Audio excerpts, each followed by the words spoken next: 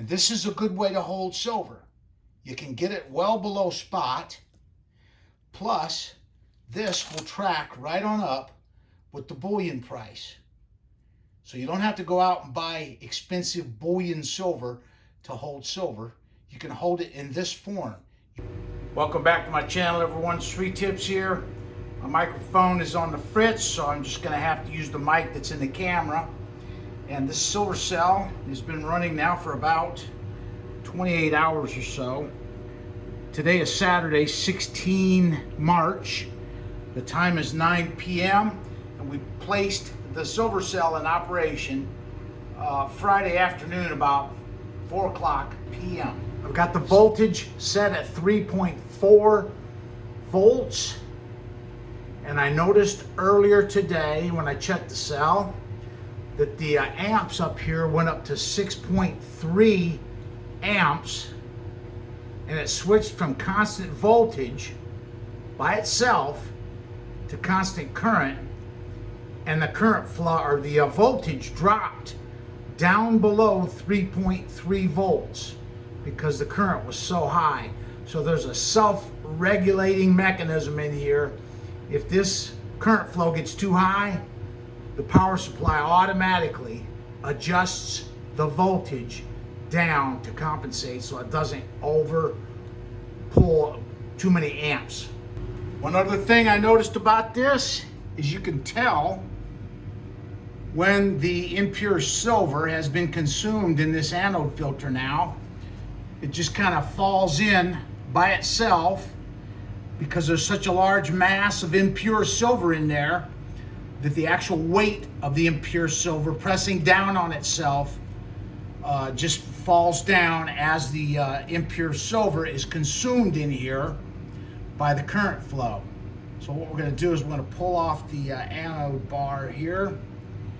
I've got some more impure silver, and what we'll do is add this to the anode filter.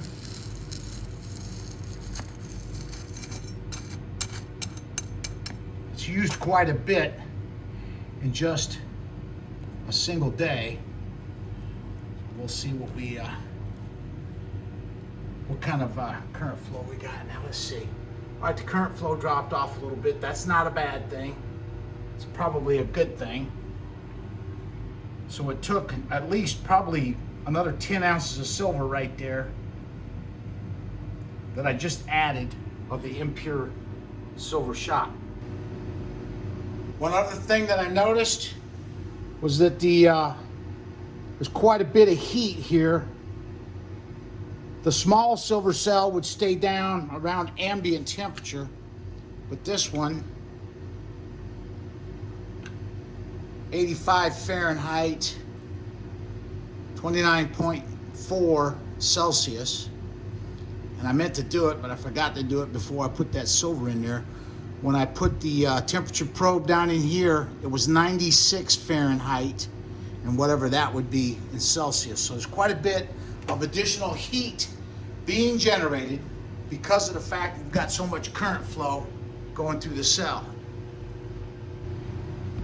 One thing I did not like was the fact that I think this anode basket is only about 3.5 inches. The floor of this basket is only about 3.5 inches off the floor of the bottom of the cell.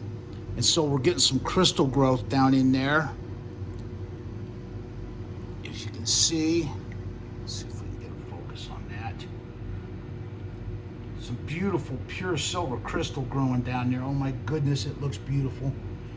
But I'm having to go in and knock it down.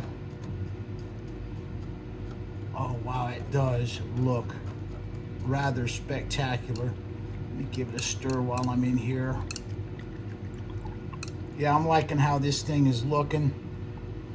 It's working very well for me. Look at that beautiful pure silver down inside that silver cell. It's just astonishing.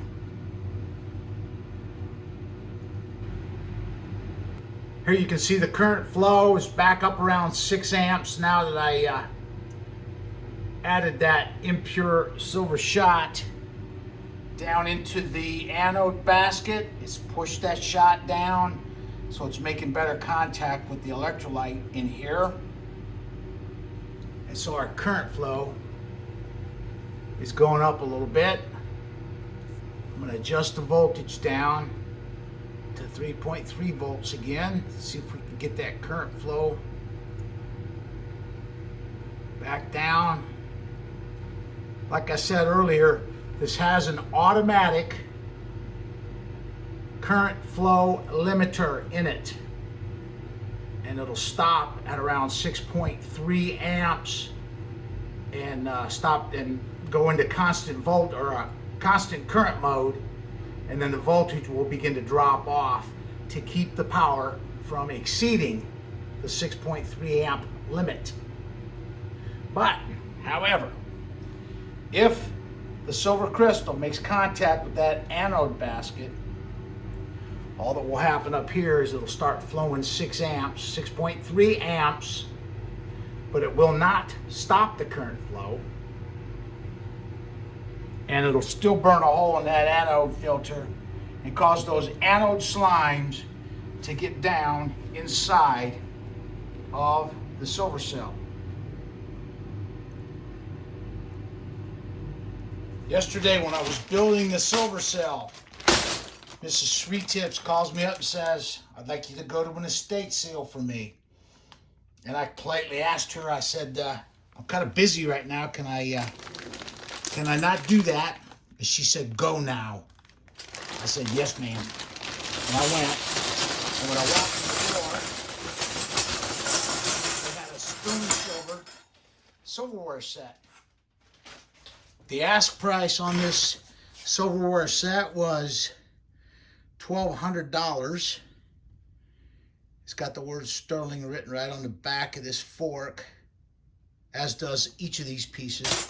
The knives have a steel blade, but the handle is sterling silver. Probably 10 or 15 grams of silver is what I use to determine the price.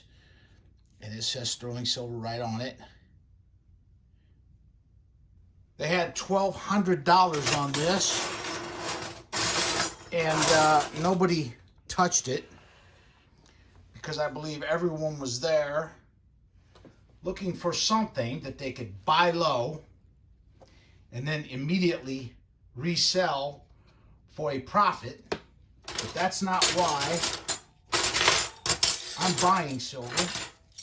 I buy silver to use in my gold refining, and I'll take these pieces and alloy them with the carat scrap to get the gold concentration down to around 6 carat, and then use nitric acid to pull all the silver back out, all the base metals back out in my refining process.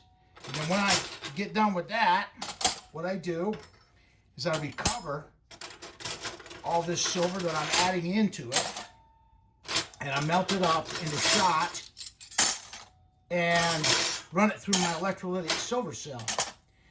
And I believe that the reason people don't want silver right now, which is a good thing for silver buyers like me, is because one guy actually told me that he's convinced that silver will never go up in price during his lifetime. So right now, silver is grossly undervalued. I mean, everybody knows the spot price of silver, but very few people understand the value of the silver. Here you see I got 1,850 grams of sterling silver. I've got 9 steel shank knives, and I'll call them 10 grams a piece, so there's 90 grams there. So we've got 1850.5 plus 90 grams from this equals, so we've got 1,940 grams of sterling silver right here. The seller wanted $1,200 for it. I offered him $1,000, and he took it because no one else wanted it. And so we've got 1,940 grams. I'm going to multiply this by 0.9 because there's roughly 90% silver in here. So we've got 1,746 of pure silver in this sterling. Divide that by 31.1 because that's how many grams are in a troy ounce. We've got 56 troy ounces of silver right here. Multiply that by the spot price of silver, which is right now about 25 bucks. So I've got $1,400 worth of pure silver in this sterling silver flatware right here. And this is a good way to hold silver. You can get it well below spot, plus this will track right on up with the bullion price. So you don't have to go out and buy expensive bullion silver to hold silver. You can hold it in this form. You do not need to refine it. It can be held just like it is right here. Plus you can clean it up and put it out for settings when you have dinner parties. You can use it. So this is an excellent way to buy and hold silver. This will track right on up with the spot price of silver. And again, I'll say it again, I'm not concerned about having to resell my silver because I'm not selling any of my silver. My goal is to buy and hold as much silver as I can get my hands on right now because it's so grossly undervalued, and I don't have to worry about trying to resell this silver for a profit because once I run it through my electrolytic silver cell, I'm hanging on to that silver crystal. I'm not going to sell it unless I absolutely have to in order to raise some paper to buy some food or pay rent or pay some bills or whatever. This is my savings right here. I'm in it for the silver. Here I have some sterling silver jewelry that I set aside and offer this for sale. It's too nice to scrap. It's got some turquoise in it, some stones. There's some nice chunky thick pieces of silver in here. And what was that here? We've got about, let's take 50 grams off for junk in there. So say, just say 1,100 grams of sterling silver in this bag. And then these are sterling silver bangles. A person owned a company that what they did is they handed these out as prizes for people who did well in their company, and then their company went out of business. They retired, and so they had these left over, and they sold them to me. They're sterling silver bangles, and we have here about, take off 60 grams for the container. We got 300 plus 1,100, so I've got 1,400 grams of sterling silver here, and we're going to offer this for sale on my eBay site. Each one of these bangles opens up like that. It's got a little safety chain on it.